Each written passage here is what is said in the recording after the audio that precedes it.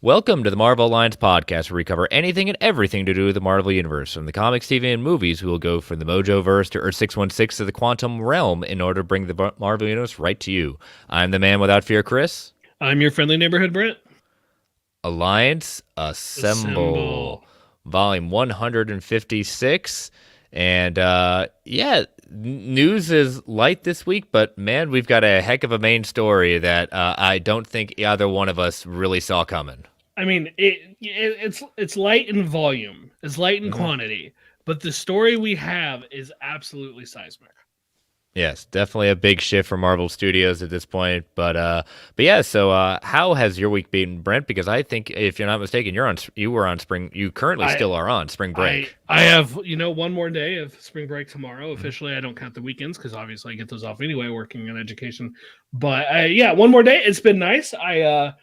Well, wait a minute. You said one more day. You got to be careful with that. Oh gosh, I have an additional day, a singular one more incident of on the calendar, and I ran a few appointments. Been great. Been able to help out with bus duties with the kids, which my wife normally does. So basically gave her a break, allowing her to get to work earlier. I have played a lot of Call of Duty with David and a friend of mine. It's basically, if I wasn't at an appointment, with the exception of watching a few episodes of TV with my wife for various shows that we are watching right now, which I like to keep these on the download because I don't want to be spoiled on anything because they're long out. But regardless, we watched a few episodes of those shows, and more Call of Duty and more Call of Duty, and I am still really, really bad at Call of Duty, but it's fun. And I love that I can play on my PlayStation while David and our other coworker are on Xbox, and it works cross-platform. So it's just amazing how many years it took for the companies to understand that cross-play would not cannibalize either platform, and it would actually be a benefit to everyone. So in this case, it got him an additional sale because Spider-Man is on PlayStation. I never was buying an Xbox to play Call of Duty. But when I already had the PlayStation and I could play with my friends, okay, fine. Then I'll do it.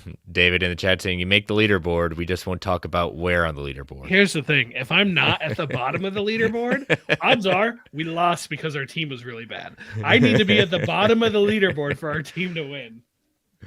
Yeah, like I said before, I've been I used to be very good at COD, and then when I say very good, I was not like top league. I was good, but then I got older, my skills got lower, my reaction time got lower, and I got bored with the franchise. So, well, that makes it rough. So I'm going to assume you don't have the current game out, Modern Warfare 2. The last Call of Duty I had was World War II. And is mainly because I'm a history buff, and World War II is kind of my jam, so I gave it a shot, really enjoyed it. But yeah, I have not played multiplayer or Call of Duty in a very long time. That is fair. And I'm fine. I've got another thing. I think what I'm currently working on is Metroid Prime on Switch, the remaster version, and yes. I've got 2 more episodes left in Lego Star Wars: The Skywalker Saga. I have been very slow working my way through it, but I have been enjoying every minute of my journey through it. So I have heard that's an amazing game. It is. Your kids would love it. So, as opposed to, I've never been good at first-person shooters. I've happily stuck to Fortnite for the past years, and better you at Fortnite than me. I'm quite confused by Fortnite. So, I have another friend who has told me multiple times since getting the PS5 to join him on Fortnite. I'm like, well, why didn't you ever tell me when I was on PS4? Because that's what you're playing on. But he has told me several times I need to get on and play with him, but it hasn't happened yet. And honestly, at this point, it's probably not going to because we got Call of Duty and the Star Wars Survivors coming out soon. And by the time I get through that, it's only going to be a couple months until Spider-Man probably. So with the rumored September date. So it's fine. Well, welcome. Well, hope you all enjoyed the GUA version of the Geekverse side quest at this point. That's right. So sorry, Dylan. We might have taken a little bit of your. He's just rolling his eyes right now. These noobs. Yep, probably. Yep, you're right. You're exactly, and we're okay with that. But all right, let us get through the lovely show notes as we always do with the show. So we are part of the Geek Ultimate Alliance Network with 8 shows covering the wide range of geek and nerdom. To see the full schedule, check out the show notes below and subscribe to the Geek Ultimate Alliance on Twitter at GUA Pod Network so you know when all the shows drop. We also have a Patreon, so if you want to throw a couple of shekels our way, we want to thank our patrons. We cannot do this without your support. We have 2 tiers. $1 tier is our tip jar to say, hey, you think we're doing a good job? And then we've got our $5 tier with ad-free episodes, early access episodes, and Patreon exclusive shows, including our show, We Can Watch This All Day, the Marvel Alliance MCU Rewatch. We've got 14 episodes up there, with Monday dropping our 15th episode, and it's one of Brent's favorites. Which is it, Brent? I kid you not. Today, I referred to that movie and I almost called it Avengers Civil War. Oh! Oh, God. But I thought it was so funny. So funny. Captain America Civil War, yes. I just a little movie, it doesn't get talked about very much, really nobody ever talked about it. It was never No. a source of any controversy or anything like that. But Captain America Civil War, look for that on Monday patrons to find out what we thought of this one if you don't already know. Yep. And a little preview for the patrons at that point. This is the first one that I actually have moved rankings upon this rewatch. I actually moved it up. I've actually moved it up in my rankings from where it originally was. So a little bit of preview for that. But if you are not part of our Patreon, we understand. But why? Why are you waiting? But join us on Patreon at www.patreon.com/GWA Network to join our Patreon. But if you can't do that, we totally understand. But if you want to give 30 to 90 seconds, rate and review us on Apple Podcasts, Spotify, Amazon Music, wherever you get your podcasts at that point, we greatly appreciate it. And last but certainly not least, we want to thank our official sponsor, OrganicPriceBooks.com, for your omnibus hardcover collected edition needs. JP and the crew at OPB have got it going on with immaculate packaging, excellent customer service, shipped around the world. He has JP and OPB have got a new sale going on called Stuff Yo Shelves. A lot of these, we got about, let's see, what was the count? 53 Marvel Omnis and collected editions at an extra discount, including, hey, look at that, Spider-Verse, Spider-Geddon Omnibus on deeper discount at that point. Let's see, we got some Moon Knight, we got She-Hulk, we got Young Avengers, Silver Age X-Men at that point. Yep, and but yeah, a lot of great stuff. So check it out and use that code Marvel GUA at checkout to get $2 off every single order. To do that as well. And I just want to make one little plug, just in case people have not heard of this title and want it at this point. Savage Avengers. All right, the reason I'm bringing this up, it is a title like you have not seen since the Max line. It is. Unfortunately, you will no longer find it on Marvel Unlimited because I looked for it once and it wasn't there. The Conan license has gone to Titan Publishers at this point. So this book has officially gone out of print. The standard edition cover has officially now gone out of print at the distributor. So whatever's left at your orders, the book market's a little different, but this is the direct market cover. There's only about 200 left at the distributor, and the OPB has got a few more coming in at that point. So, but once it's gone, it's gone. However, you can still find it digitally at Comixology. You can get that. But again, this is one that we're probably will not come back to print because Conan is no longer at Marvel. So this was allowed to come into print because the deal was done before. But yeah, so get that very, very quickly. It is a very violent, very epic kind of story at that point. So. Is it even available on Comixology? It is, yes. The Omni is actually available. I think it's around $34 for that Omni at that point. So, yep, you're right. I just looked it up. Yep. So give it a little shot. But yeah, that one unfortunately is no longer on Marvel Limited because of that. So, but yeah, all right. All those lovely show plugs out of the way. All right, so let us talk about the kind of seismic news that happened towards the beginning of the week. And that is Marvel Studios executive Victoria Alonso has exited Marvel Studios. And when I kind of saw this came across the feeds, I'll tell you what, I had to do a check to say, where is this coming from? And once I saw from the Hollywood Reporter, all right, got major credibility. And so this is what we're gonna kind of take you through exactly kind of where this started, some kind of the rumor mill in the sense of reporters and what they were hearing, and then a story broke yesterday, kind of giving a little bit of context of what really might have happened behind the scenes. So Victoria Alonso is coming from the Hollywood Reporter. It's exclusive from them. Longtime high-profile Marvel Studios executive whose time at the company dates back to the first Iron Man, left the studio. This apparently happened last Friday. Alonso had been with the company since the earliest days, establishing the inevitable 17-year run, watching the studio grow from where it was starting its beginning to now one of the highest grossing franchises in film history. She joined the studio in 2006 as chief visual effects and post-production and helped launch the Marvel Cinematic Universe as co-producer of Iron Man. She also served as co-producer on Iron Man 2, Thor, and Captain America: The First Avenger. She also was up to executive producer on The Avengers. She served as executive producer on Marvel's subsequent releases and also worked on Disney Plus's TV series. In 2021, she was promoted to president in physical and post-production, visual effects, and animation production. So, in addition to the behind-the-scenes work, Alonso had been an important ambassador to the studio's representation, being very outspoken over the Florida's Don't Say Gay bill. And so the reasons were very unclear. We still, at this point, at this recording, we have had no official statement from Disney. We have had no official statement from Marvel Studios. Like nothing. They have been radio silent about anything regarding this. So we'll put a kind of a pause on that and kind of discuss that in a little bit once we kind of go through the timeline. Then, in the same day, Chris Lee, who is a senior reporter for Vulture and New York Magazine, tweeted this out. He said, "So many VFX sources have told me Victoria Alonso was singularly responsible for Marvel's toxic work environment, a kingmaker who rewarded unquestioning fealty with an avalanche of work, but who also maintained a blacklist that kept VFX pros wild-eyed with fear. She held a crazy amount of power, bigfooting all major creative decisions on Marvel movies and shows.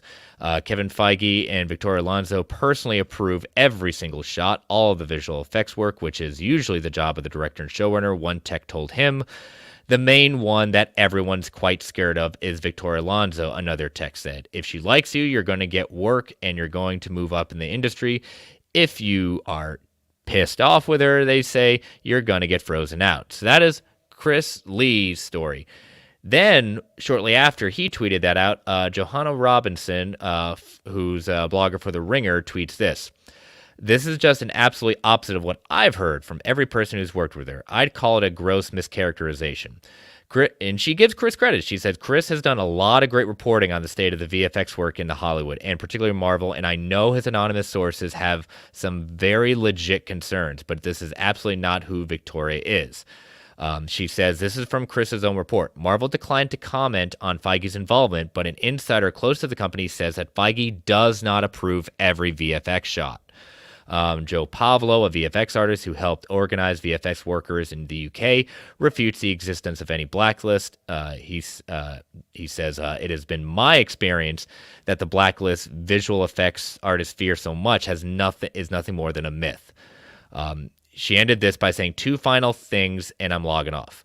One, my bona fides and I have spent the last 4 years working on a book about Marvel Studios, interviewing people on every level. Two, I've no reason to carry water for Marvel. They didn't lift a finger to help with the book. In fact, they've blocked us. So let's pause and kind of deal with this. Is kind of the first part of this story. So what was your first reaction hearing that she's out? No statement from Marvel. I was absolutely stunned. I was actually playing Call of Duty with David at the time, and I was just like, "Holy crap! Look at what this happened!" And I like what his initial response to me was. I hope that she's not getting scapegoated for all the VFX stuff. Not that she's doesn't have the credit and the blame where it's necessary. I just hope she's not a scapegoat in a way that isn't undue or unfair. I'm reading the Chris Lee tweets, and as I'm reading these, I don't want to question his credibility. Let me be clear about that. I think there is probably a degree of truth to them. How much? I think that's open to debate, especially considering his own reporting, like you just read, Mm-hmm. mentions that no, Feige doesn't actually approve every VFX shot. But when you read these kind of reports from people, you got to ask yourself a couple questions, and this kind of goes true for like expect for negative press across the board. One of the questions is like, what does the person have to gain who is the source?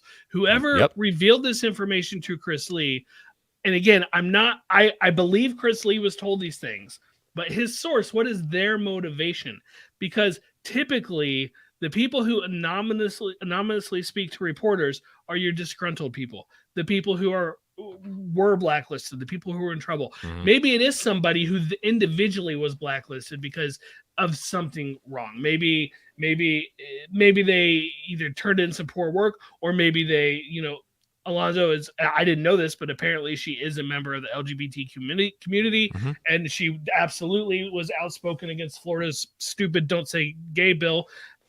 Maybe it's someone who was kind of bigotry related to that, prejudice related to that. I don't know. Speculating. My point is, you have to question the sources on it. So I'm not immediately ready to just throw Alonso out and say, "Oh, you're horrible. You did the worst. It's everything that's ever possibly gone wrong. Any complaints people have had, they all follow you." At the same time, I'm not willing to write off those complaints either, because I don't know. And then Mm-hmm. we get later that report from Joanna Robinson that basically says the exact opposite. So we're literally in a case of he said, she said. To me, the truth is probably somewhere in the middle.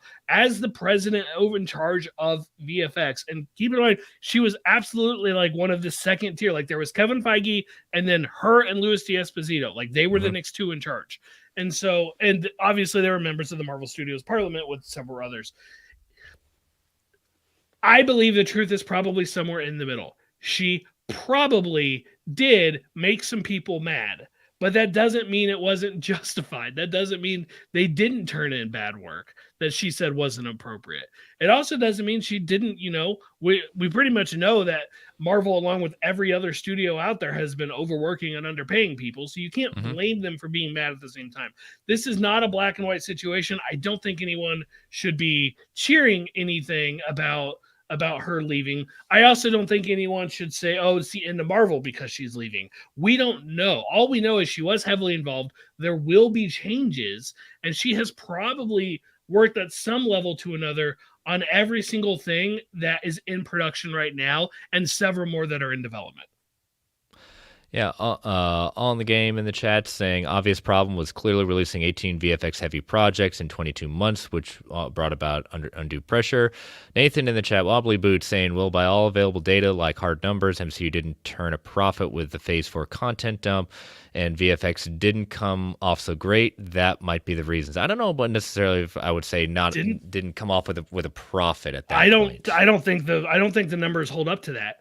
We can't speak to the Disney Plus numbers because they don't Mm-hmm. report it that kind of way. So we don't know every single show or movie that goes on a streaming platform gets a certain amount of value attributed to it for like its Mm-hmm. revenue, for how much revenue it's bringing the platform. We don't know how much value they assign to those. As far as the theatrical go, Ant-Man and the Wasp: Quantumania is probably going to limp to break even in that ballpark. It's not making any kind of significant profit, if at all. It's also not going to lose significant money. It's somewhere in the break even range. But several others did really well. Thor: Love and Thunder, that didn't lose money. Mm-hmm. Doctor Strange Multiverse Madness, that didn't lose money. Spider-Man No Way Home didn't lose money. And before someone says, "Hey, that's a Sony thing," it is a Sony thing for 2/3 of it. But the other Mm-hmm. third of that $1.9 billion box office is Marvel's, which that's a pretty big, that's a very successful movie when they also only put up a third of the budget. No, I don't think we can realistically say Phase 4 did not turn a profit. Yeah. But Yeah. I don't know. Yeah, and hearing this news, I think it's very telling still. Like I said, Marvel Studios, Disney have not come out with an official statement at all. There's been no, yes, she has been let go. There's not been even a political statement in the sense of like your standard, yes, we've decided to part ways. She's going to do something else. She's currently, and I learned this from the Phase Zero podcast from Brenda Davis and crew. Apparently, she's working on a memoir. So I'm going to be very curious to see about like if what she's going to say, at least when it comes to the end of her tenure at Marvel. You and I talked offline saying when the next project comes up, it may just be Guardians. You know, Kevin Feige is going to be one of the first questions people are going to ask from the industry reporters are going to be like, "What do you have to say regards to Victoria Alonso's exit from Marvel Studios?" He's probably going to have a political answer, and he's going to have an answer, but it's also going to be very telling what he says to that. I actually think they need to listen to me tell them how to market. I think they need to come out ahead of time and say something, because otherwise the story, like all the major headlines at Guardians from the Guardians press junket, are going to be tied to Victoria Alonso. I think they need to say something ahead of time just to get that story out of the way so they can focus on James Gunn's final film. So they can focus on the third Guardians trilogy and the fourth Guardians project, counting the holiday special. So they can, so to give room for people to ask Kevin Feige the questions they know he's not going to answer, like tell me who's in Secret Wars. You got to have room for that kind of nonsense.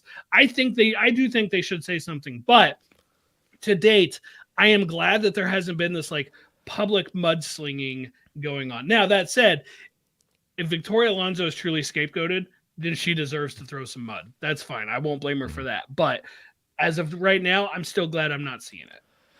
Yeah, so kind of moving on with the story at that point, Variety came out, I believe it was yesterday, I think, Wednesday at the time of recording, that is gonna it kind of gives a little bit of context with their sources. So Variety said that while the cause of Alonso's termination is unclear, the sources say that have close to Variety said that the decision was made by Disney Entertainment co-chairman Alan Bergman, to whom all of Marvel Studios reports to.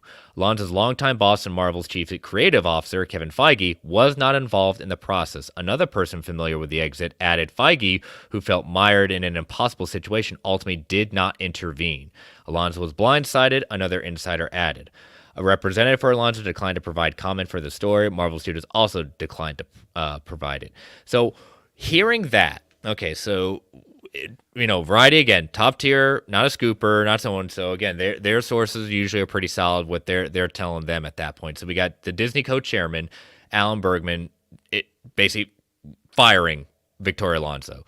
So when it comes down to brass tacks at this point, if she is the head of the VFX, and one of the biggest criticisms of Phase 4 have been, maybe not with every project, but a number of projects within Phase 4 versus the other three phases have been the VFX issues. And whether, like you said, the sources for that have been complaining for in the last year really coming out against Marvel at that point, whether Chris Lee's reporting or others, and they are complaining about the box office is okay, depending on the movie, have not been the strongest depending on which one, but the biggest complaint has been the VFX. Look at the animation side. The whole animation departments have been cut at that point, and people could say, well, again, Bob Iger's come in, he's looking for some cost cutting, he's looking for scaling back the content releases from Bob Chapek's ideas of putting out as much content as possible. When it comes down to it, whether it's true or not, how much of it true or not, is she the big villain of the story that is a taskmaster with VFX? Maybe. Did she make friends with VFX artists and don't have the same opinion? Maybe too. I think you're right. I think there is some truth in the middle. But if it comes down to you are in charge of this and it has not been measuring up, and you have been basically given phase 4 2 years, basically. Mm-hmm. Yep. Okay, so Phase 4 2 years, probably in production for, we'll say, 3 to 4 at that point. I think that's a reasonable assumption based on things they've told us before about individual projects. So, again, buck stops with you. You've had 3 to 4 years at that point to kind of turn out decent content. You're allowed to have a few misses at that point, but everything, they're trying to course correct. They've heard the complaints. It is what it is at that point, and we can't ignore the good that Victoria Alonso has been a part of since the beginning. But when it comes down to it, it's a business, and it's a as David Zaslav apparently famously said, it's not show friends, it's show business. And if you can't necessarily keep it going in the positive, you're going to get shown the door. John Lee in the chat saying some people speculated there may have been an incident since the legal department was involved and Kevin Feige didn't really step in to try, but it's all speculation. Well, when it comes to any kind of firing, especially of a top executive, legal is going to be involved because it's a lot more than just dismissing. Especially, I mean, legal is going to be involved in all employees, but especially as the number two next to Louis D'Esposito, you're going to have a issues in the sense of package, how it's going to do, severance, all that kind of stuff. Yeah, legal's going to be involved, but to your point, it may be other things, but I can't speculate because that's the first time I don't want to say like it was because of some shady dealings. I want to come back to Feige's non-response real quick, but before I do, one thing about the profit comments that Nathan had made earlier, that was my reaction to that was basically all movies, because it is worth noting the TV shows didn't make a profit. The one thing we do know about that is Disney Plus was a loss leader. Disney Plus as a whole didn't profit. So if it didn't profit, we don't know that in the individual show, like WandaVision maybe profited where Ms. Marvel didn't, but Disney Plus has been a loss leader as they try to grow the business. And yes, they did recently lose a ton of Disney Hotstar subscriptions because they didn't get Cricket, and you can apply some of that towards it. But basically the Cricket stuff also went like cost their subscriptions, and that's basically all overseas stuff. I don't follow Cricket, but all right, Kevin Feige. It is worth noting historically he has gone to bat several times when he thought there was something wrong happening. He fought to make Black Panther, Captain Marvel. He almost left over the Ike Perlmutter stuff, right? Like these different stories, depending on which story you read about, he was either almost fired or he almost left. Either way, over that stuff. When James Gunn was fired, he really didn't say anything about it. And it wasn't, relatively speaking, that long. They never even had another director for Guardians Volume 3 before he was rehired again. I have always theorized that Feige slow walked it and purposely didn't look for a replacement until it came to a point where he thought he could bring Gunn back. Speculation. I don't know if that's true. All I know is he didn't speak out against James Gunn, and he rehired him. That's a pretty big vote of confidence in my book. This is all still very new. He hadn't spoke out about Gunn at this point in the story either. But with Alonso, he hasn't said anything. And if the reporting is accurate that he basically stood by and didn't intervene, to me, that's kind of implicit endorsement. He's kind of saying he agrees and that it's okay. Again, I'm speculating, and I certainly don't want to put words in the man's mouth. That's just where I'm at right now. Well, what I will say about that Kevin Feige and his relationship with Disney executives. The summer I read Bob Iger's book on Lessons on Leadership, and I highly recommend it. It was, I mean, even just hearing his story at that point, it's worth a good read. But he does talk at length when we come to when he gets to the Marvel chapters of his relationship with Kevin Feige. He's a big fan of Kevin Feige. He listens to Kevin Feige. And Kevin may be a company man and he knows kind of the industry at that point. But to your point, what you're saying, if he saw the writing on the wall when it came to Victoria Alonso, and if he felt she was being wronged, he would say something. And at that point, the needs of the many, meaning the needs of the whole company, are more important than the needs of a few, in this case Victoria Alonso. And again, if the people she's in charge of, the division she's in charge of, are not putting out the content, she's in charge of it. It's time for new leadership, whether it be one person, two people. I seeing in the chat some people are saying possibly two people doing it. Yeah, that's a lot for one person to do, and that would be possibly maybe splitting off the responsibilities to do better with that. Especially because she didn't come into it cold, jumping to that right away. She worked up to that. She was given more responsibility over time. Because she earned it. Absolutely, she earned it. But it's much harder, I would think, to come into that level without having done all that build-up work first. No, I will not at all be surprised when the stories come out that it took 3 people to replace her. And when it comes down to, I mean, we talked about it before, like you look at the movie like Eternals. Eternals is still one of the most streamed movies in Disney Plus. You know, is it just on the Marvel side or just period? My understanding is it's for Disney Plus, which is not just Marvel. There are other things on there, but it is, even if you took it as just Marvel, it absolutely found an audience on Disney Plus. Like there's no denying. Love and Thunder did as well, not as good as Eternals did, And there's a few reasons, a few advantages Eternals had, because that was based on 2022. Eternals was on Disney Plus earlier, and the movie is quite a bit longer than Thor: Love and Thunder, so it is going to get more minutes streamed for people who complete the movie. But regardless, people were still watching the movie. People enjoyed the movie. Marvel, for take this wherever you want, just didn't convince people to go see it in theaters. Was that due to COVID, or wasn't a big enough event, or just, I'll catch it at home, no big deal, right? Mhm. And that's what Marvel has to fight now, is they have trained people, and really the whole industry has this problem. If you just wait a couple months, sometimes less, you can watch it at home, and very possibly you can watch it at home as part of your subscription, part of the Mhm. money that you already pay. And what's the most expensive Disney Plus plan right now? Like $8 a month, $9 a month, something like that. So Yeah, something like that. if you're already paying under $10 a month, and you're going to get to see that movie, and it's not that big a deal, well, suddenly you can watch it for $10 and your whole family can watch it, not even just you. It's way cheaper. Marvel needs to, they absolutely have to work on convincing people their movies are events. And I'm not saying they need a Spider-Man No Way Home event every time, but they need to Mhm. convince people to go out. Obviously, they were successful with Doctor Strange and the Multiverse of Madness, Thor: Love and Thunder, Black Panther, but other movies haven't been as successful. Most recently, Quantumania. Yeah. And again, the first move of Feige talking about slowing down content, we saw the pushback of the Marvels. All the stuff, like technically, we don't know what's coming out this year for Disney Plus because they moved everything to coming soon at Right. that point. Now, do we have our suspicions of what definitely is? Yes. Secret Invasion, Loki season 2, we can probably put highly confident. We just don't know when.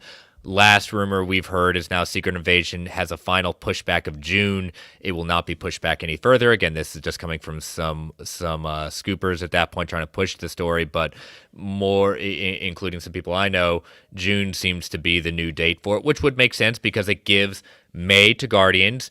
June will be Secret Invasion, and Loki will either be late summer, maybe early fall at that point. Ironheart, it still may have a chance of coming out this year, but I will be fine pushing that to 2024. X-Men 97 maybe ending our content for the year if this gives us better content. Again, I'm not dancing on the grave and doing the Flash Barry in front of the grave of Victoria Alonso because, again, she had done an amazing job with the company. We cannot overlook what she has done positive for it.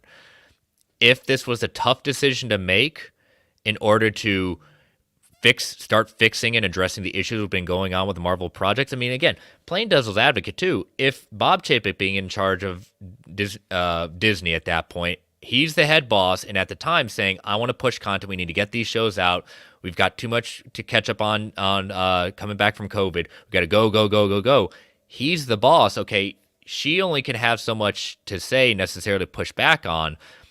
One could say, to your point, she may be a scapegoat. She may be the fall person for this, but it's a tough thing to do. So it's kind of, you and I are not on the inside of this. So, we're giving our own commentary on it, but it's also trying to present all angles to the story because it's when Marvel, which I hope soon will put out a statement of some sort regarding this, it's not going to be all the answers. They're not going to put out, they'll be very political at that point. But the fact that they haven't yet is also doesn't make them look too good right now. Well, I completely agree. Speaking of the release dates, Noel earlier in the chat had asked about the Disney Plus release dates, and I don't know if he was saying, Marvel, you need to tell us the dates, or asking if we knew any of them. But just to be Wish clear, we knew. We don't know the dates. I wish we did. We have some of the movie dates. We don't know Disney Plus dates themselves.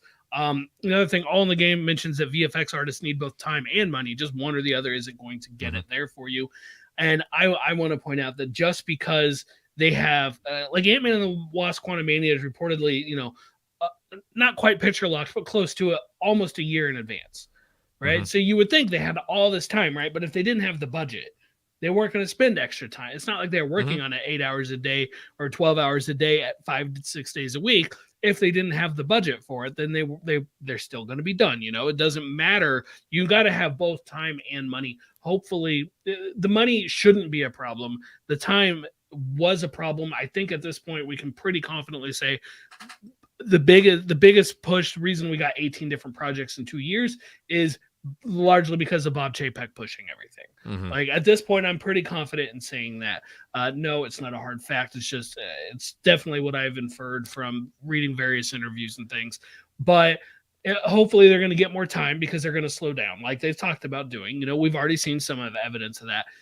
Give them the money. Also, pay these people to do their work. Mm-hmm. They're the work they're doing is helping Marvel and by extension Disney earn hundreds of millions to billions of dollars. Pay them what they're worth, so we don't have this kind of crap to go through. Mm-hmm. And last, before we kind of move on and move on to our first ad break and heading towards our last news item for the night, Amara Daniels saying it's surprising but also common how quickly movies go to streaming or VOD not long after being in theaters. COVID really changed everything. That too, I mean, Shazam! Fury of the Gods is now scheduled to go to VOD April 18th. 32 days, I think I read. 31 days, something like that. Just over a month. Well, not this year, but was it last year? Whatever. Last year, I think it was like the Batman came out and 45 days later, it was on HBO Max.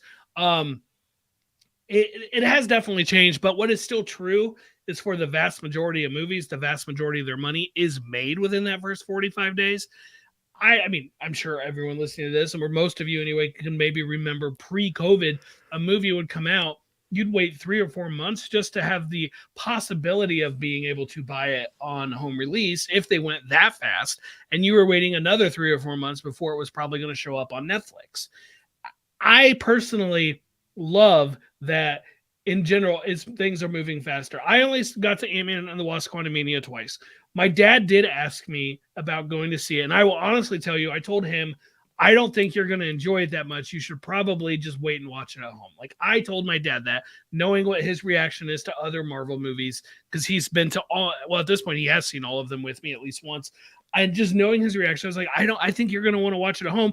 I'm guessing I'll end up watching it at home with him. But I love that odds are, they haven't announced a release date yet, it's not going to be that long. Like, I'm going to be able to watch it again at home soon, and I will. The weekend it comes out, I will watch it again happily. Mm-hmm. So I don't know. Noel, what about Daredevil Born Again release date?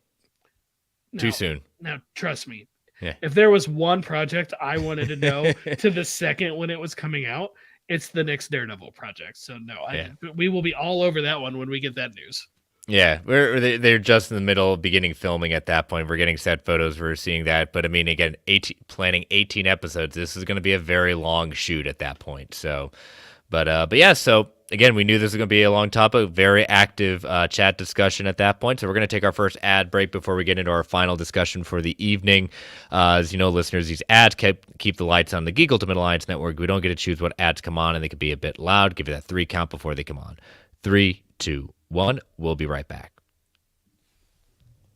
And we are back. All right, so final news story item for the night.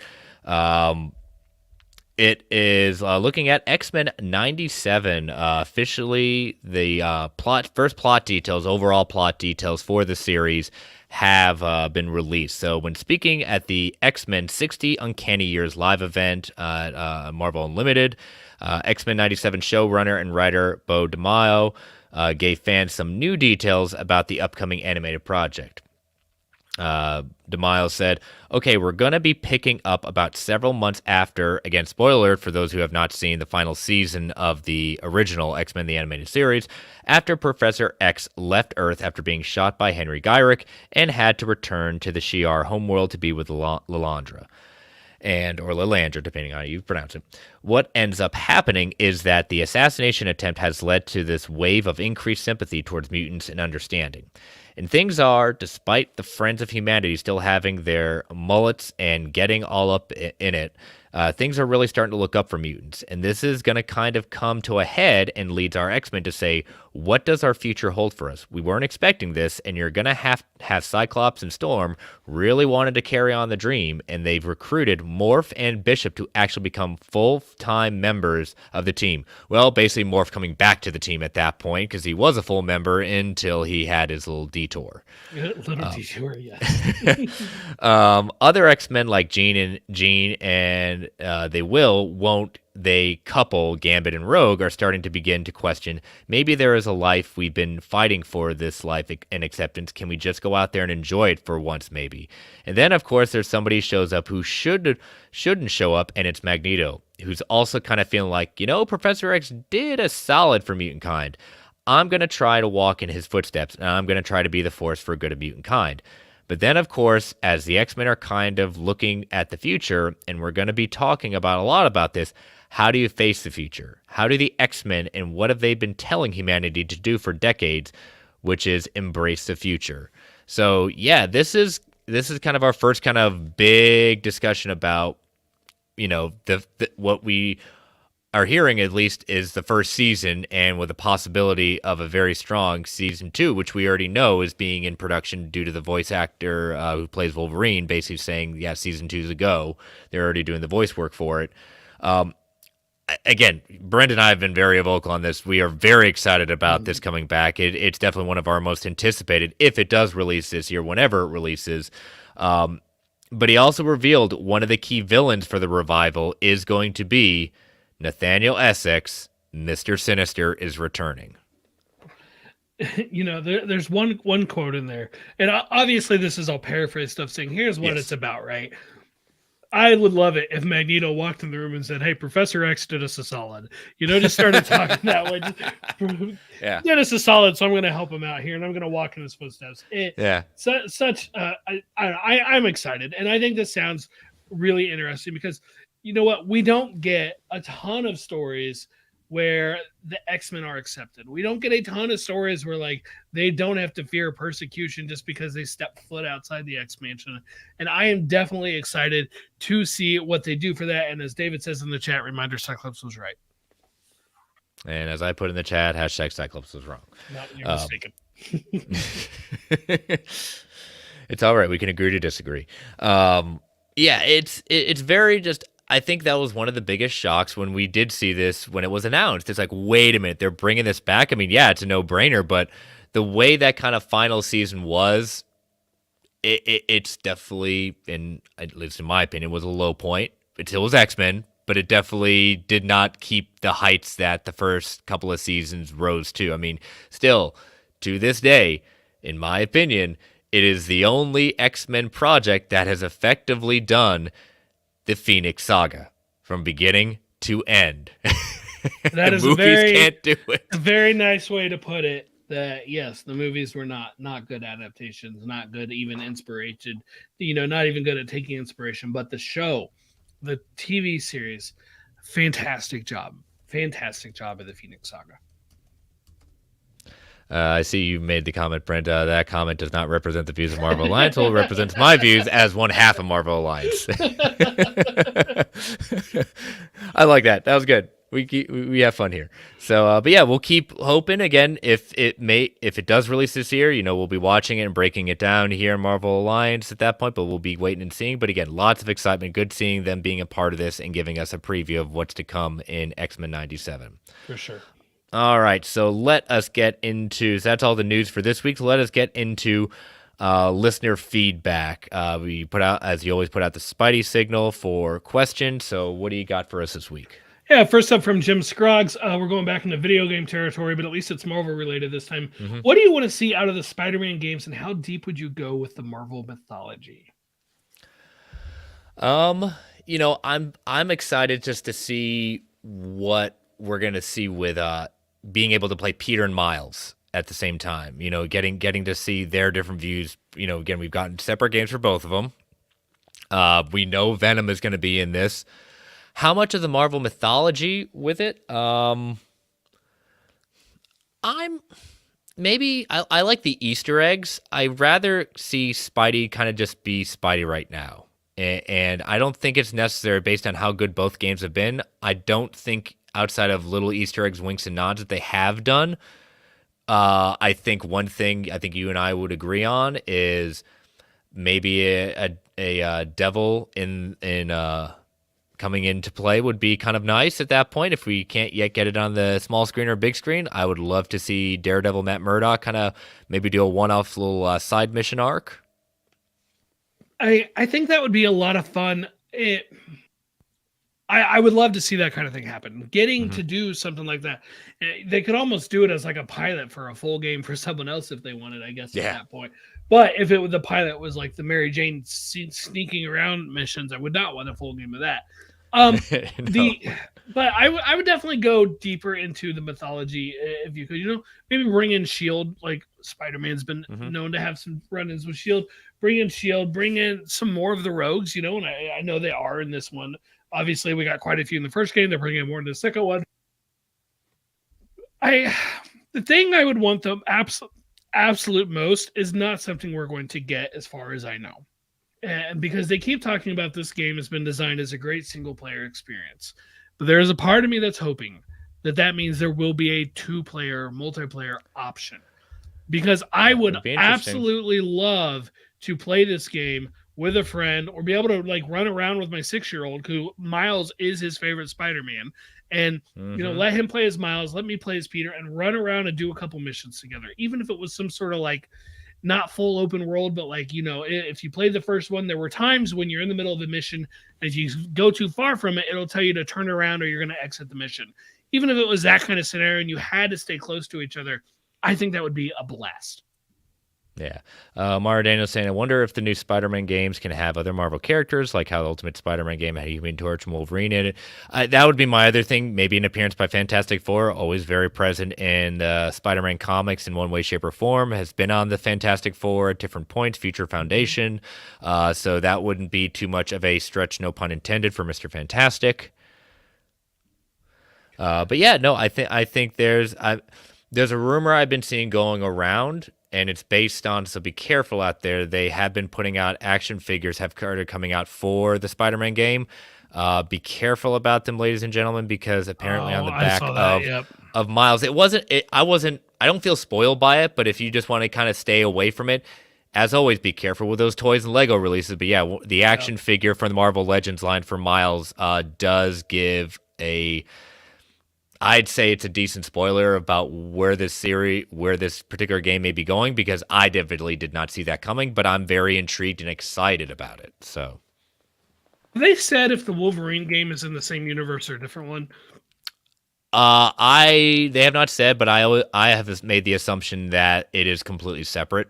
It just happens to be in, like, Sony's the only one putting it out. I've made the assumption that it's not in the same universe. Like, I've Googled that, and I have found reports saying both sides of that story. Okay. So I'm like, is there anything, like, they're in the same universe or they're not in the same universe?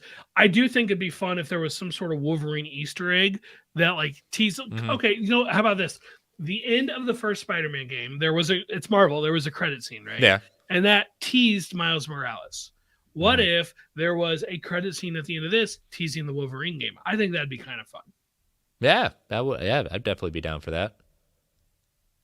So, apparently there's a PlayStation blog entry claiming that they're the same universe, but that's still just showing a screenshot and not a link to the actual source. So, always question your sources. I need something a little more official than that. Yes, exactly. Amari Daniels says the MCU is increasing with each new project, especially with the F4 and X-Men coming. Are there any characters you feel should be retired or phased out within the next phase? This extends to passing the torch to a successor. Also, Chris, how was your birthday? I found this a fascinating question, because here's where you get into the difference between the movies, TV, and the comics. We don't get a phase out of some of our major players, like on the Avengers side. Do they disappear from time to time? Sure. Do they die? Do they come back to life? But in all the things, like, you look at your main Avengers lineup, typically that'll have your Iron Man, your Thor, Hulk and Black Panther and stuff like that. Like you said, successors are there, things like that. But the main players have always been there, and you don't get the same clamoring. Man, I wish they would just retire Iron Man. Man, I wish would retire Thor at that point. They may have different versions, but the main ones are still there. And it's just really fascinating to see, And I'm not criticizing your question, Mario. Don't get me wrong. I find that I was thinking about this as tonight before jumping on the air because I just find this an interesting dynamic. Saying, oh, we gotta retire the idea of retiring like the characters like Tony Stark, Steve Rogers, Captain America, maybe Thor, Odin's son, but the comics don't do that. And it's a fascinating, interesting dynamic. I think about that. What do you feel? It is really interesting. And I was trying to like think back of like characters that I feel like maybe it's getting to the point where they should be retired. And it's like, well, okay, let's just say presumed Secret Wars appearance doesn't count. Mm-hmm. Steve Rogers and Tony Stark were retired, right? Yes, they Their were. characters were retired. Natasha was retired. The Black Widow character was retired. Yes, there's a new Black Widow. There's a new Captain America. There is a new Iron character and Ironheart coming. Well, I guess she's Mm-hmm. here now because of Black Panther Wakanda Yep. Forever. But the originals were retired. At the same time, I'm like, well, that new Captain America, Anthony Mackie, he's been around since 2014, right? Mm-hmm. Like when his movie comes out next year, assuming the current release date, it will be he will have been in the MCU for 10 years, like and several projects. It Yeah, like even it's almost getting to the point where you can make an argument for it. The Hulk. Just setting aside the Norton Hulk, but Mark Ruffalo specifically, his Hulk has been around since 2012. It's like you could make an argument. It's getting to the point where maybe they should think about retiring the character and moving on. They just introduced She-Hulk, but oh wait, there's rumors of a potential World War Hulk if they end up with Mm-hmm. the rights back. Yeah. It's a really interesting question, and I don't want to see any of these characters get retired. Technically, I Yeah. would love to see them all around together, but that's just not feasible. You can get away with that in animation, you can get away with that in comic books. You can't do that in live action, so they have Mm-hmm. to do other things. They're bringing in new characters, which I think is going to help phase out. But like Loki, I would have thought for sure we're never seeing Loki again after Endgame, right? And you Yeah. could make an argument. It's like to be even shocked he made it into that far, right? And his character might be more popular now than he ever was before, and I don't think he's going soon. Maybe I'm wrong. Maybe this Loki season 2 and he's out, but I just think they need to keep introducing those new people. Shang-Chi, yes, the Eternals, as Omari says, the Fantastic Four and the X-Men. Keep introducing those. So as those actors are like, I've done this for 10 years, I've done this for 12 years, it's Mm-hmm. time to take a break. Let people kind of fall out. All in the Game says a little more time spent with the newer characters would have been nice, though, to make people fall in love with them. Gaps between Monica Rambeau appearances from WandaVision to the Marvels is a decent gap. It is. And I know, like me especially, I'm very anxious to see Shang-Chi again. I really, really love Mm-hmm. that movie and that character. But when I really think about it, when did Shang-Chi come out? 2021, right? Mm-hmm. It hasn't been that long. Yeah. It's been less than 2 years. It's just there's been so many projects, makes it feel like it's been longer. But they're bringing in other characters. So I mean, I think they're just naturally going to have to face. I got to think Thor's got one more appearance and he's out. Yeah, Two and, at the most, counting Secret Wars. yeah, and I'd say Mark Ruffalo is another one at that point. But I get it in the sense of the big difference is you're dealing with comic books, which they never age, or they age when you got actual actors and actresses portraying, and they're going to age out of the part. I totally get there's a difference. I'm not ignoring that. I just find it's interesting. We're going to retire characters themselves, not necessarily recasting and continuing on the idea. But because in the comics, it doesn't happen. Yeah, well, right? I mean, Like, yeah. I mean, like, there's no character that's basically like it used to be, Bucky Barnes, Jason Todd, and Uncle Ben. Those are the only three characters who never come back to life. And we just read a story that had a different Uncle Ben in it. And Jason Bucky Todd came back. and Bucky have been back for years, and they came back around the same time, actually. Yeah. It just doesn't happen. Everybody, Barry Allen was gone for years. Supergirl was gone for years. They're both back.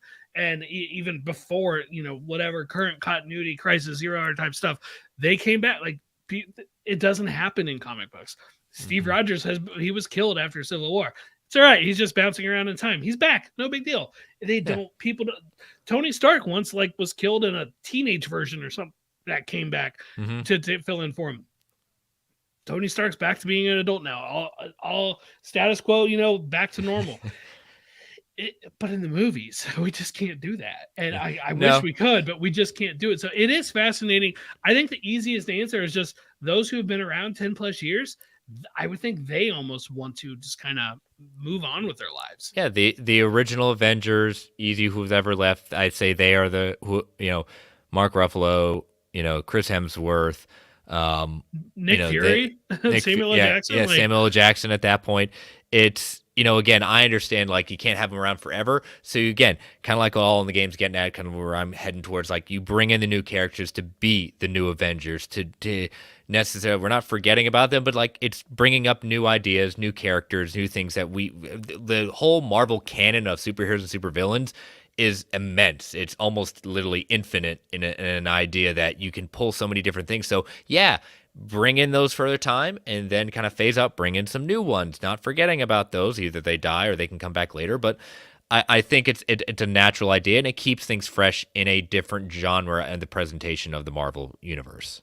yeah, and all the game also says the sheer amount of new characters, it feels like there's not enough time to be spent with them.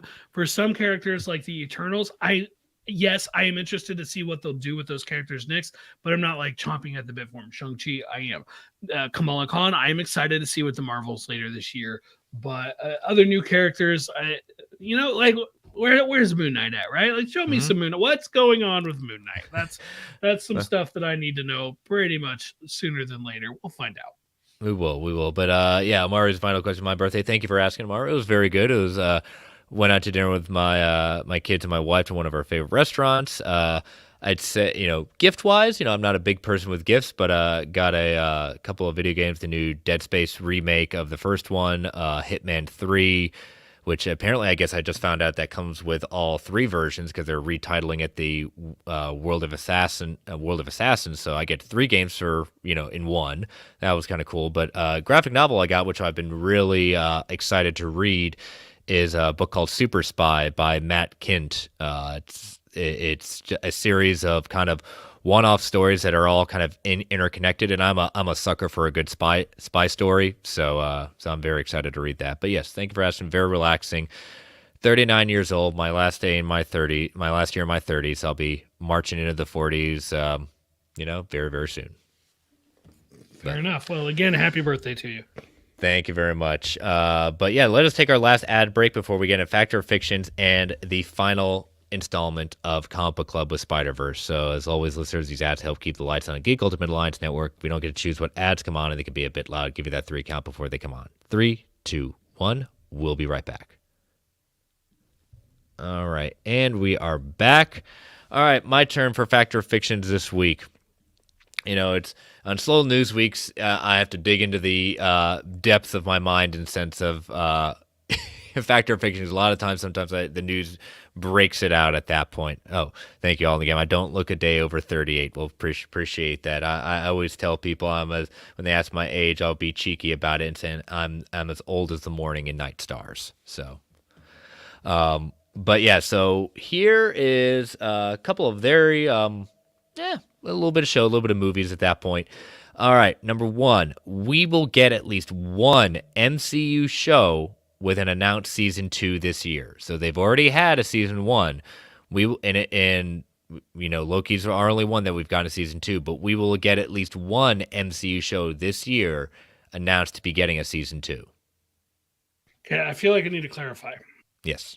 You mean a show that comes out this year will get a season 2, or just they will announce it this year? Like there's been just take for instance, okay, Falcon and the Winter Soldier. Okay, so right? They could do another Falcon. Something like that. That's season 2. I'm not saying that's what I'm going for. I'm just saying like any show that has already come out had one season, Moon Knight, another example. This year we will find out they are getting a season 2, at least one. I'm going to say fact. I do think that's going to happen. Asked me to bet on which one it is, and I would actually say Miss Marvel. But just for clarity's sake for the listeners, I'm not counting What If. We already know that season 2 that's coming, and I'm also not counting X-Men '97 because they have said they're working on season 2. But so discounting those, I still think it's a fact.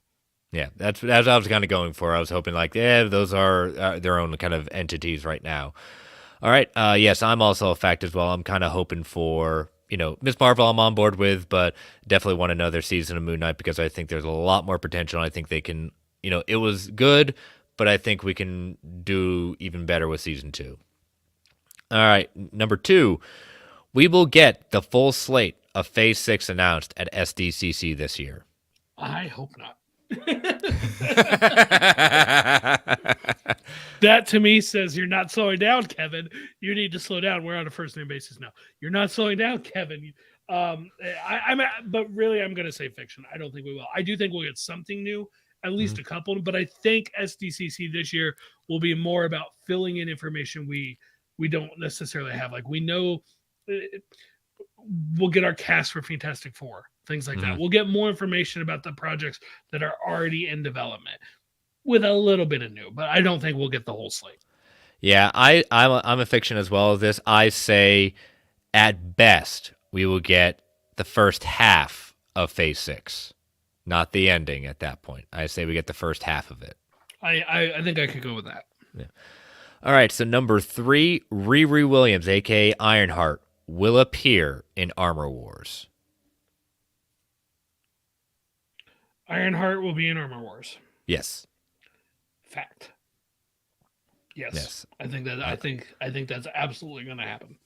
Yeah, I think, it's like, well, that's obvious. It's like, you never know at that point. But because of where they're kind of gaining with Armor Wars, she's basing her own tech at based off Stark. So she's might as well be a somewhat participating member in the Armor Wars at that point, wherever it is at that point. So I know Rhodey will probably be knocking on her door. Or she'll be knocking on Rhodey's door, Yeah, I've had. We're not going to say it now because it's in the bank, but I've had a fact or fiction related to those two characters for a while now. Ooh, okay. I look forward to that. I need to surface up, but I've just been waiting for when I decided it was time. So interesting that you're also thinking about those two characters interacting. Mm-hmm.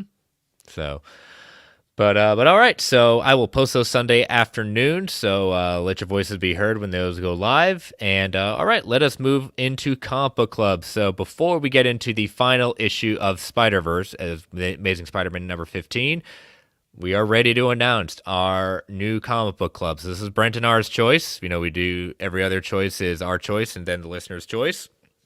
So we have decided that our next comic book club will be Secret Invasion. So Secret Invasion, a little bit of history behind that. So a little synopsis saying the shape-shifting alien race known as the Skrulls has secretly infiltrated every superpowered organization on Earth with one goal: full-scale invasion. Filled with shocking revelations and powerful action, this adventure will keep you on the edge of your seat as Marvel's greatest heroes and villains ask, who do you trust?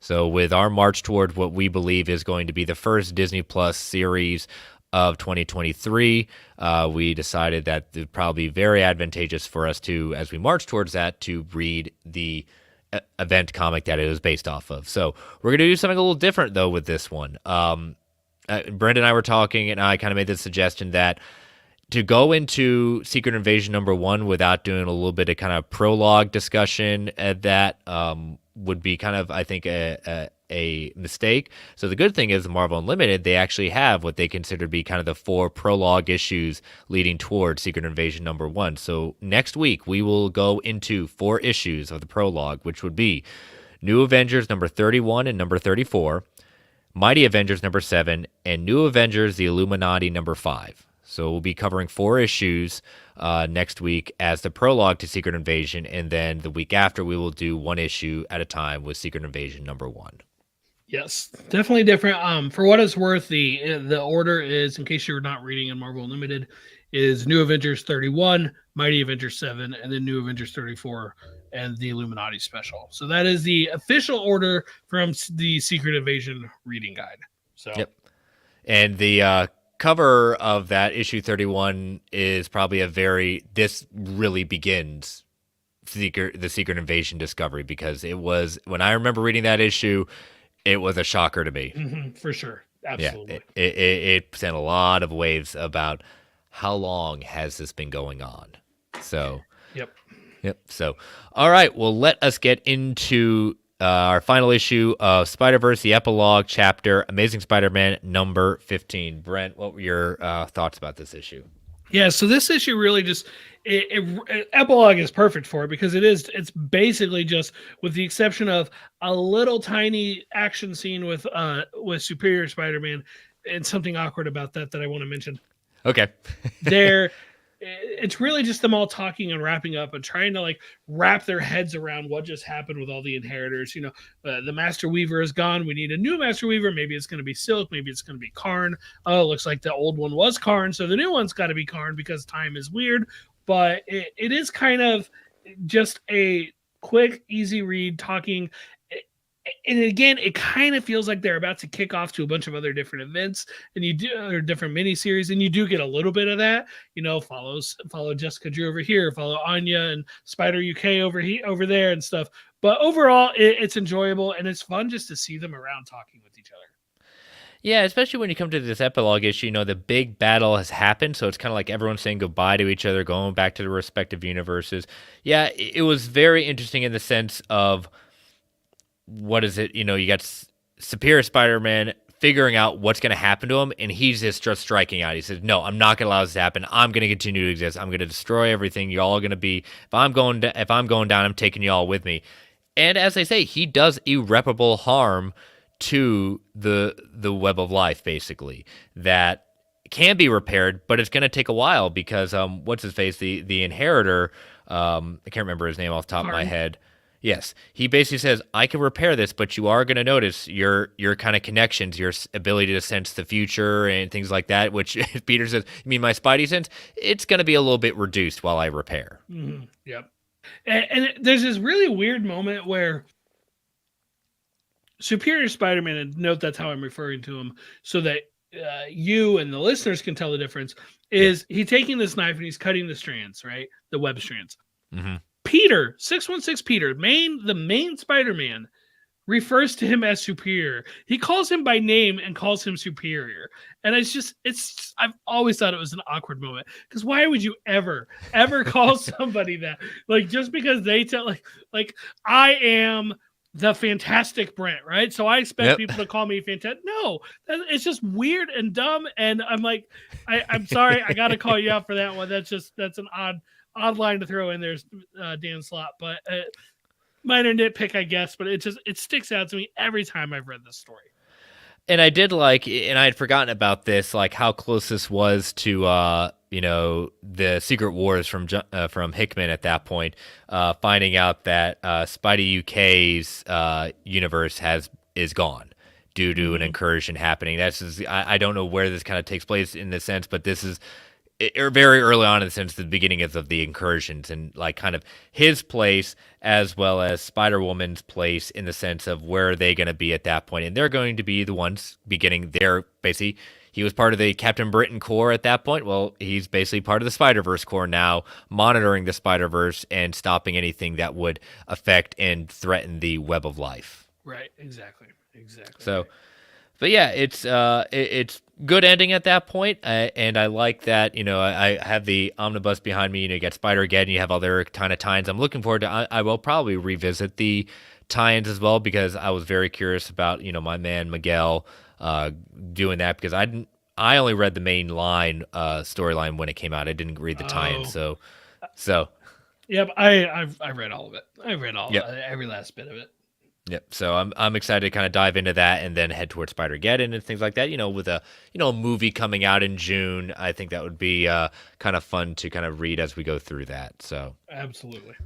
But all right, well, like we said, next week we have 4 issues to discuss, and again, those are, and I'll make sure to read them in the proper order, not to confuse everyone, because Brent, you brought up a good point. So we'll be reading as our prologue to Secret Invasion, New Avengers number 34, Mighty Avengers number 7, New Avengers 34, and New Avengers the Illuminati number 5.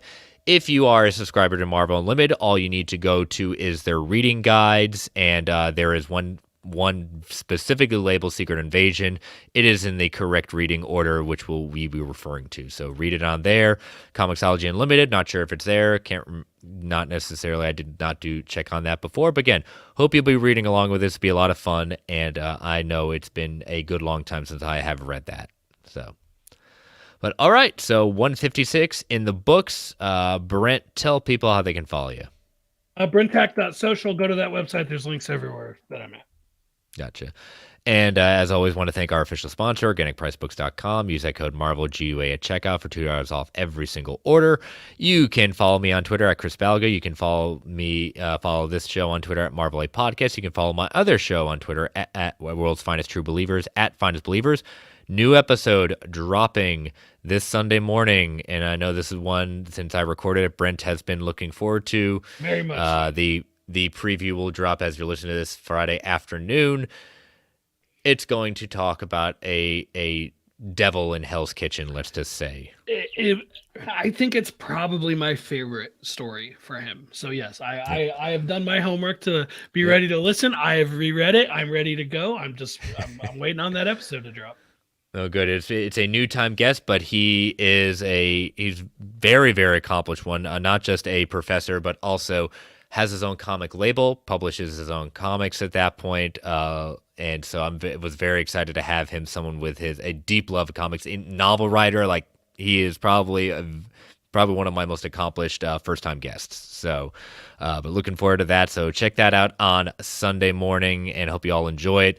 And but yeah, you can follow the Geek Ultimate Alliance on Twitter at GUA Pod Network. You can email the show at marvelalliancepodcast@gmail.com. Feel free to tweet, email if you want to provide feedback, ask questions, fact or fictions. Continue to rate and review Marvel Alliance solo feed, GUA network feed on Apple Podcast, Spotify, Amazon Music, wherever you get your podcast. We greatly appreciate it. Thank you all for joining us in the chat. Thank you all for listening. Stay safe out there, everyone. And as Stan the Man would say, Excelsior, true believers. All right, Brent. As always with post credits, sometimes we get have a little fun with it, and maybe step outside the Marvel realm. But we always seem to find a Marvel connection, if it's not direct, even how small it is. Brent and I will give our very quick thoughts on Shazam, Fury of the Gods, and what is our Marvel connection, Brent, for why we can talk about this. Well, Mr. Zachary Levi was in Thor the Dark World. He is MCU alum, and that's our justification. We're going for it. What do you think of Shazam Fear of the Gods? I thought it was an okay movie. It is, in comparison to first Shazam, I like the first Shazam a little bit more, and the biggest reason because of that is the character development that was there with Billy and the family at that point. I think it almost flipped what it was. We had more time with, Shazam, and a lot more action set pieces, which I was pretty impressed by. A lot of the action set pieces, what they did, a lot of action. It became the most character development I was kind of interested in, and was at the end of the movie said, man, this was a Freddie Freeman movie more than a Billy Batson movie. Yes, it absolutely was a Freddie Freeman movie. And you know what? Freddie was great. They did a great job with that character. Mm-hmm. I agree. Like I said, Morbius was fine. I will put this movie above Morbius. I will too. It's just okay. Like it's fine. This is where I say if this movie had come out in the early 2000s, we would be absolutely raving about it. Yeah. But it really, Billy Batson was in 2 scenes? Like, he was barely in the movie. Mm-hmm. Shazam, Zachary Levi did a great job, but Freddie Freeman, that's where it all was. And not even in his Captain Every Power persona, but as Freddie Freeman, he did a great job. The villains, lackluster, boring. I'm not going to say they phoned it in. I don't agree with that. I just think, I wouldn't either. I just don't think they were given anything worthwhile to do. I know that sounds harsh, but it is. I've seen some people complaining about the CGI. I can't go with you on there. I don't remember one scene where I thought that CGI is bad and really taking me out of it. I was fine with everything I saw. The dragons, which you see them in the trailer, but the dragons were great. There's a character named Steve that I thought was really funny. But the Taste movie, the Rainbow. When it Taste the Rainbow, when it all came together, it was a letdown for me because I expected better. And maybe that's on me for having higher expectations. I really enjoy the first one, but I'll admit it, I was let down. And I'm not let down because, it's not going to go anywhere because the DCEU and James Gunn. But I am disappointed that we just had a Black Adam movie that I enjoyed and another Shazam movie and nothing between them. They're a few months apart and nothing. I'm sorry, that really does disappoint me.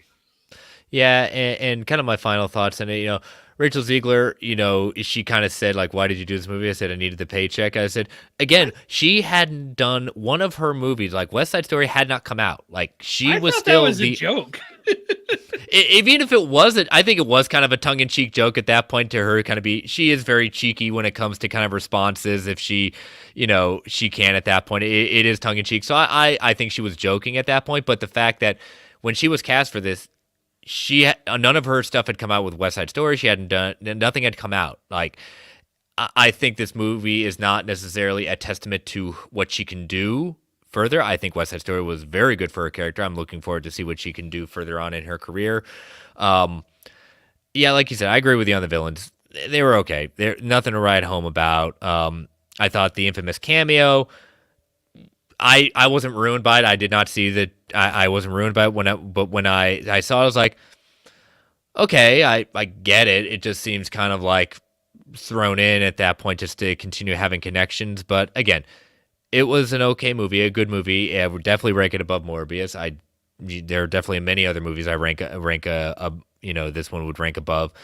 It's an okay movie. It's a fine movie. I understand if people say, well, I'd rather save my money for John Wick or Super Mario Brothers. I get it because it'll come to HBO Max soon enough. Um, it's there's a lot more hate for this movie than I think it deserves. And I think there is what the first movie had with heart. I'm not saying it disappeared. I just think it took a step backwards for more action set pieces. But I totally understand David Sandberg. Again, you did it. I think you did with a franchise that everyone's like, Shazam, what's that? I think he did a great job. I'm sorry for like some of the trolling and things like that you feel forced to respond to. I can understand why he's going to step away and go back to his first love of horror. But again, I think having two movies of a character that I don't think any of us saw necessarily thought that was going to get a movie, it was good. There's some goodness in both movies. And but if you want to see a great breakdown and hear a great breakdown of everything going on in this movie, check out DC Alliance's review. Joe and Travis did a great job with it. So there's a full Yes, review very out there much. on the GUA network. So check them out. And we will see you all next week for the next episode of Marvel Alliance. Take care.